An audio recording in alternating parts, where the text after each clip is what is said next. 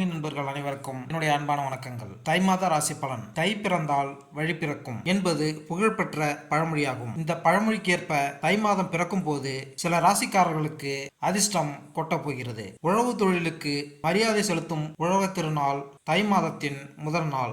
அமாவாசை நாட்களில் பித்ருக்கள் பூஜையை முறையாக செய்து குடும்பத்தில் குழப்பம், சண்டை, வியாதி, வம்ச விருத்தியின்மை போன்றவை ஏற்படும். உலகில் உயிர்கள் பிறக்க காரணமாக இருப்பது சூரிய ஒளி என்பதால் இந்தியாவில் பெரும்பாலான விரதங்கள், பண்டிகைகள், விசேஷங்கள் சூரியனின் மையமாக வைத்து கொண்டாடப்படுகிறது. அதாவது சூரிய பகவான் தனுசு ராசியிலிருந்து மகர ராசிக்கு பயிற்சியாகக்கூடிய மகர சங்கராந்தி ஜனவரி 15ஆம் தேதி, அதாவது தை மாதம் தொடங்க உள்ளது. சூரியனின் ராசி மாற்றத்தால் சிறப்பான பலன்களை பெறக்கூடிய ராசிகள் அல்லது ராசிக்காரர்கள் யார் என்பதை இங்கு பார்ப்போம். சூரிய பகவான் தன்னுடைய மகனான சனி பகவானின் வீடான மகர ராசியில் சஞ்சாரம் செய்ய உள்ளார். மகர சங்கராந்தியான தை மாதத்தின் 12 ராசிகளின் வாழ்க்கையிலும் சாதகமான தாக்கத்தினை ஏற்படுத்தும். கிரகங்களின் ராஜாவாகவும் ஆத்மகாரனான சூரிய பகவான் ஜனவரி 15ஆம் தேதி மதியம் 2:32 மணியளவில் மகரத்தில்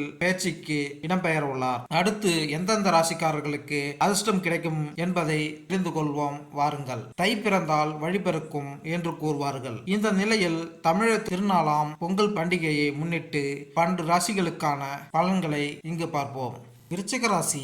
எனது அன்பார்ந்த விருச்சிக ராசி அன்பர்களே, உங்களுடைய ராசிக்கு 5ஆம் பாவத்தில் ராகு பகவானும் லாபஸ்தானத்தில் கேது பகவானும் அமர்ந்திருக்கிறார்கள். எவ்வளவோ கடினமாக உழைத்து விட்டேன், ஆனால் பணம் மட்டும் கிடைக்கவில்லை என்று காத்திருக்கும் விருச்சிக ராசி அன்பர்களே, இந்த தை மாதத்தில் 10ஆம் அதிபதியான சூரிய பகவான் உங்கள் ராசிக்கு 3ஆம் வீட்டில் அமர்ந்து வெற்றிகளை, ஜெயத்தை உங்களுக்கு கொண்டு வரப்போகிறார். காரணமே இல்லாமல் கஷ்டப்பட்டு கொண்டிருந்தீர்கள் அல்லவா? அந்த கஷ்டத்திற்கான நிவர்த்தி உங்களுக்கு காட்டப் போகிறார். 5ஆம் பாவத்தில் ராகு பகவான் அமர்ந்து சிந்தனைகளை வேறு வேறு இடங்களுக்கு செலுத்தினாலும் சிறு சிறிய பிரச்சனைகளை பெரிதாக உங்களுக்கு பெரிதுபடுத்தி காண்பித்தாலும் இதை பற்றியெல்லாம் கவலைப்படாமல் உங்கள் வாழ்க்கையை நோக்கி நீங்கள் சென்று கொண்டே இருப்பீர்கள். 6ஆம் பாவத்தில் அமர்ந்திருக்கும் குரு பகவான் சற்று மன அலைச்சல்களையும் தந்தாலும் நிச்சயமாக தை மாதம்